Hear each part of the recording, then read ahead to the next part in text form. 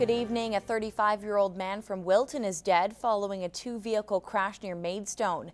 It happened around 7 a.m. this morning. RCMP say the victim, who was driving a pickup truck, collided with a semi. The victim was ejected from the truck and was pronounced dead at the scene. The semi driver was not hurt. Police say while there was light snow blowing at the time, road conditions were reported as fine. The victim's name is not being released until next of kin has been notified. The crash is under investigation. The Dr. Cook Extended Care Center is once again making headlines. This time it was during the monthly board meeting for the Prairie North Health Region. Members from the Lloydminster Concerned Citizens Group met with the board to voice their displeasure with the possibility a portion of the facility may be torn down. Nermanisa has more. There's a lot can be done with that building. And they came with a mission. Yes, I'm an old physician. Maybe I'm talking nonsense, but the time has come that you young people around this table need to think about it seriously. Thank you. The Prairie North Health Region's monthly meeting had an audience. The Lloydminster Concerned Citizens Group wants to keep the wall standing on a portion of the Dr. Cook Extended Care Center. With a new facility slated to be open next year, the south wing of the building was on the chopping block. The fact that we're all aging very quickly should come as no surprise, and yet there's no planning. Linda Graham presented their case to the board. They are looking at ways to retain the wing, seeing how the need is there and is growing. We need to work more on prevention. That building would lend itself very well to those kinds of things. As well, we're also advocating that they retain at least 10 beds for continuing care. The older wings at the Dr. Cook had been slated for demolition next year once the new building was completed. But that decision has been on hold since the spring because the Alberta government is looking at options to continue utilizing the facility. That is a decision Warren Kalfas is happy with. They were married 56 years and they were basically forcibly split. Kalfas is talking about his parents. His dad is living at the Jubilee home. His mom is on the waiting list at Pioneer Lodge. She's, at the point where we need to take her in to visit Dad, and that's hard when they meet and it's hard when they leave, and so you can imagine how that would be. His parents have been married for 56 years. 56 years. Would any of you like to be separated from your spouses after 56 years? Especially when one of you can't drive? Is that human? Is that dignity? Is that fair? Issues surrounding continuing care for seniors is a top priority and is being looked at, and I can assure you that it is. It's not known when a decision on the fate of the Dr. Cook will happen, but the group just wants to make sure their voices are heard and their concerns are looked after. In Alberta and Saskatchewan, we are two of the richest provinces in one of the richest countries in the world. We shouldn't have the problems in healthcare or our other social programs for that we're having. Nermanisa, Newcap News. Town Council in Vermillion were forced to backtrack today following last week's unanimous vote to rezone and allow a commercial development on the land beside the town's cenotaph. Some concerned residents have been fighting the development, bringing to light a misstep in the process, forcing council to repeal its decision and start over.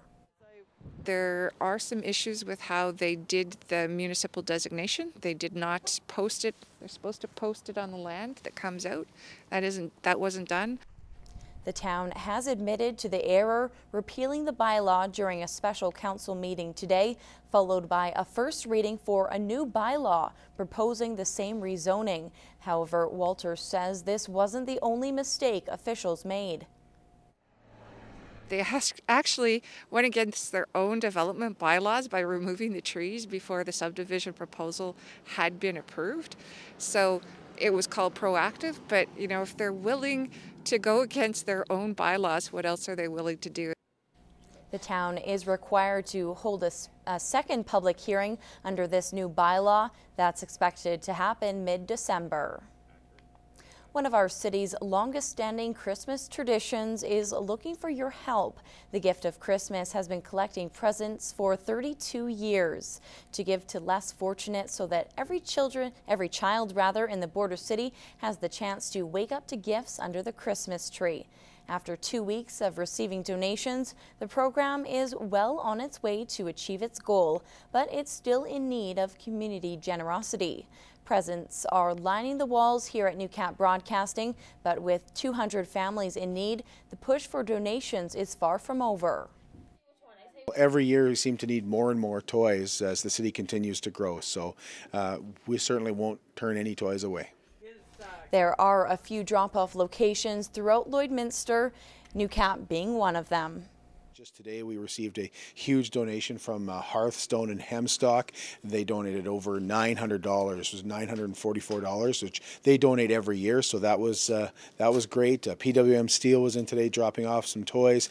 CNRL, the Border Bowl Golden Age Club has been in to donate toys. So we always see some community groups and some businesses step up and make some nice donations.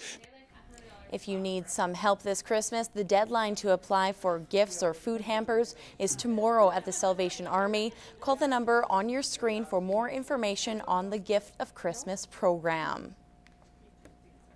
Well, there's just a day left in Movember, and I guess on Saturday, men across the world are going to be taking a razor to those upper lips for the first time in a month. In a month, and this month has gone way too fast, and mustaches are growing like crazy, and it's awesome just to see the support of everyone just around the community and kind of around the world. Yeah, and you've been doing a feature all month. So Mike Baden, what do you have for us this week? Our final edition of the Movember feature will talk about what we've learned all this month and see all the fun that we've had. Take a look.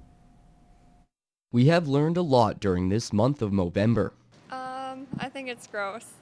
I don't really like facial hair unless you're like older. Not everyone likes the mow, but it's for a good cause, and some favorite styles have emerged. Remember the man on the inside, and that this is about raising awareness, and you may have that old mug to look at longer if we do a good job of raising awareness of prostate cancer and men's cancer in general.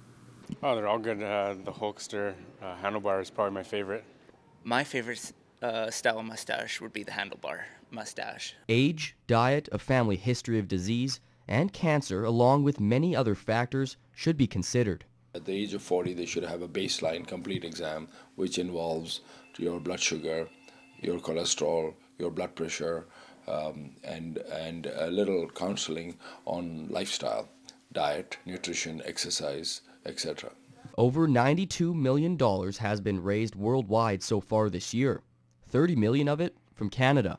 Well, it's from a team spirit perspective, it's great, but more the profile it provides for the real issues, which is male health and prostate cancer, which has hit home for many of us. 1 month, lots of mustaches, and a ton of money. I think it supports a good cause, so I'm all for it. I know, I think it's good to raise money. It's fun just for a month. And then after that, you can shave. Yeah. Until next year, gentlemen, Mike Baden, Newcap News.